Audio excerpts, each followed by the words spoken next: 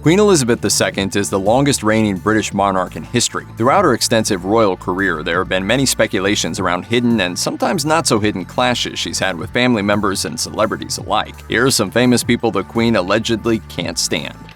Maybe Mick Jagger can impress most of the ladies, but not Queen Elizabeth. As reported in The Telegraph, he did excite Princess Margaret, though, according to Jagger's biographer Christopher Anderson. She was so fascinated with the rock star, she built a villa next to him on the magical island Mystique, where they reportedly indulged in a lot of partying. However, the Queen was apparently not happy about Margaret's untamed behavior, fearing scandals or just general moral corruption. As stated by Anderson in the Daily Mail, with Jagger calling the Queen Chief Witch, their relationship was bound to become sour eventually. The Queen did not participate at Jagger's controversial knighting ceremony due to her knee surgery, and apparently she preferred it that way. As Anderson told The Telegraph, the monarch allegedly told hospital staff, "I would much rather be here than at Buckingham Palace knighting at a certain party."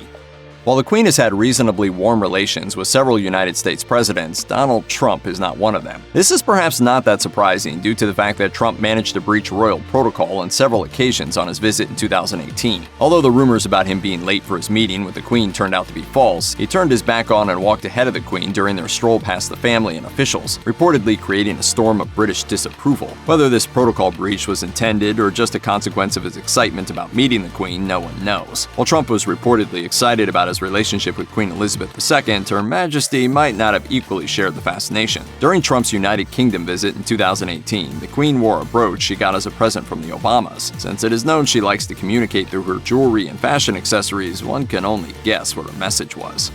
Prime Minister Boris Johnson reportedly made his first mistake during his very first audience with Queen Elizabeth II in 2019. Breaking protocol, he told everyone she stated that she does not understand why anyone would want to be Prime Minister. He was consequently told off by palace staff. Johnson was an outspoken proponent of Brexit, using it as part of his election platform in his victory speech. However, there was previous speculation that the Queen had subtly expressed her own opinion on Brexit, making it clear that she was not in favor of leaving the European Union. Politico reported that Johnson later threw the Queen into quite an unpleasant position by demanding Parliament be shut down for weeks, preventing a veto on a no-deal Brexit. Many started to speculate whether the Queen could save the country and intervene with the process herself, expecting her to take a stand. However, the Queen stuck to her policy of not getting involved and granted the Prime Minister his request as is tradition, disappointing many. On another occasion, Johnson allegedly insisted he would have his live bi-weekly meeting with the Queen during the pandemic as well, saying per CNN, "I'm going to see the Queen. That's what I do every Wednesday. Sod this, I'm going to go and see her." Downing Street staff denied such accusations, and Johnson ultimately postponed his visit.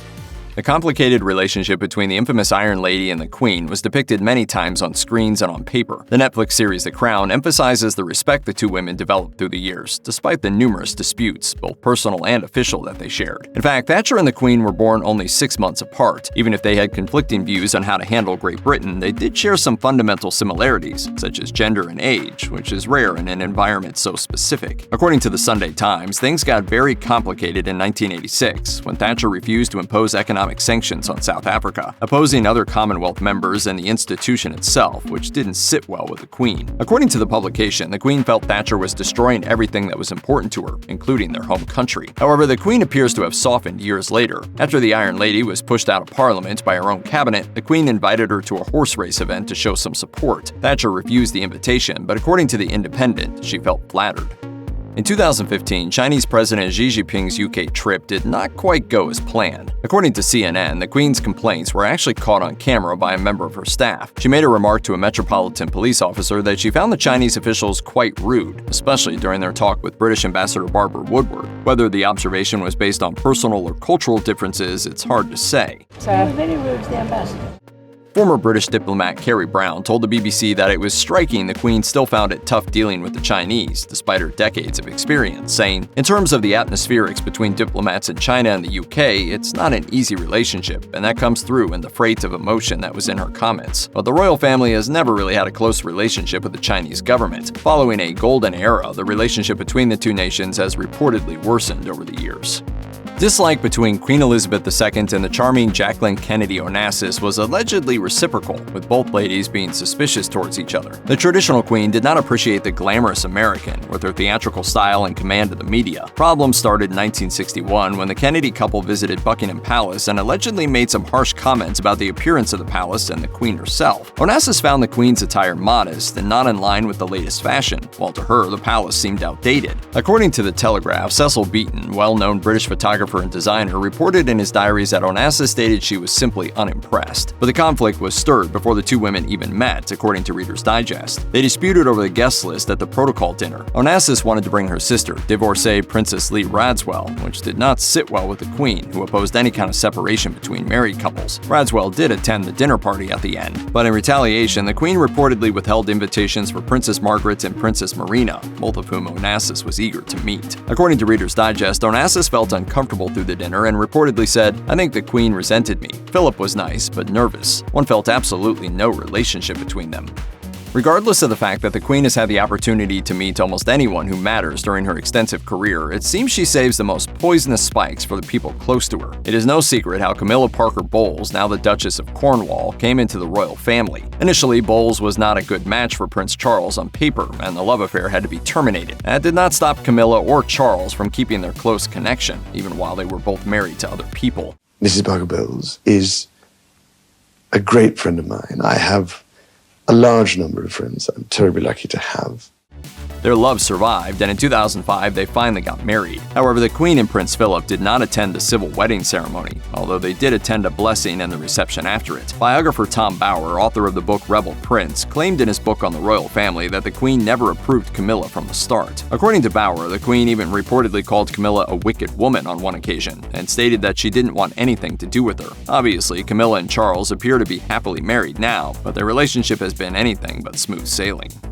As the complete opposite of Camilla Parker Bowles, Diana Spencer seemed like the perfect wife for Prince Charles at first, but no one could have predicted how different she actually was from the rest of the royal family. Her emotional and sincere reactions allegedly puzzled the Queen, and there were just too many things the monarch reportedly did not approve of. One of the things Princess Diana did differently was how she raised her two sons. Unlike other mothers in the British royal family, she wanted to spend as much time as she could with the children, which confused the Queen and apparently broke royal protocol. Andrew Morton, a royal biographer, said he observed the Queen commenting at one point, "I don't understand why Diana has to do this. There are millions of housemaids around." According to Good Housekeeping, Diana's choice to be involved in the publication of a biography, Diana: Her True Story in Her Own Words, in 1992, written by Morton, aggravated the Queen a lot. Revealing too much of one's personal life is never an option for a royal, especially if you're talking about a flawed marriage or an imperfect relationship with a member of the royal family. Well, there were 3 of us in this marriage, so it was a bit crowded. There was just too much drama during Diana and Charles' breakup for the Queen to curb her disapproval. Tragically, Princess Diana died in a car accident in 1997, a year after the divorce was finalized. According to royal expert and author Ingrid Seward, the first comment the Queen allegedly made after hearing about Diana's death was, "Someone must have greased the brakes." Of course, she publicly stated, She was an exceptional and gifted human being. By now, one can justifiably ask whether the Queen likes any of her daughters-in-law at all. While Kate Middleton manages to stay in the Queen's good books, this is not true for Meghan Markle, an American divorcee and actress who, according to the press, seems to have brought turmoil to the royal family. According to the Queen's strict standards, Markle doesn't tick every box. For instance, she was married before, her celebrity status added even more fodder to the British tabloids, and her liberal views are seemingly at odds with the royal establishment's more hands-off approach. The fact that Harry and Meghan formally stepped down from their royal roles implies that their relationship with the rest of the family is fractured at best. In addition to an explosive interview with Oprah Winfrey that caused strife within the family, the latest faux pas that Meghan and Harry apparently caused was naming their new baby Lilibet. There are conflicting reports on whether the couple asked for the Queen's permission to use her special nickname as a name for their daughter. The Queen's resentment toward her daughter-in-law Sarah Ferguson started in the 90s, just before the divorce between Ferguson and Prince Andrew. According to Good Housekeeping, the marriage itself was bound to fail, but with Prince Andrew reportedly being the Queen's favorite son, Ferguson stood no chance. And when Fergie was photographed on holiday having her toes sucked by her lover, her time in the royal family seemed all but over. And that's not all. Ferguson was later caught trying to sell access to her former husband to an undercover News of the World reporter, which cost her an invite to the royal wedding of Prince William and Kate Middleton. As she told Town & Country, "It was always that Diana was portrayed as the saint and I was portrayed as the sinner. Bad Fergie sold an awful lot of papers." The Queen's refusal to follow the Scottish initiative to cut carbon emissions shows a blatant ignorance towards climate change issues. According to The Guardian, she lobbied in secret to achieve exemption from the rules for her land and estates, which is not a small portion of Scotland, with the Queen being one of the major landowners in the country. The lobbying took place through a measure called Queen's Consent, which enables the Queen to familiarize herself with the proposed legislation before it's confirmed. The Queen's Consent has been in practice in numerous cases through the years, revealing Her Majesty's reluctance to play by the same rules as the general public, per The Guardian. But her rejection of the Green Bill is a step further, a special form of hypocrisy, displaying a worrying disregard for not only her own grandchildren, but also the future of all humanity. Check out one of our newest videos right here. Plus, even more grunge videos about the royal family are coming soon. Subscribe to our YouTube channel and hit the bell so you don't miss a single one.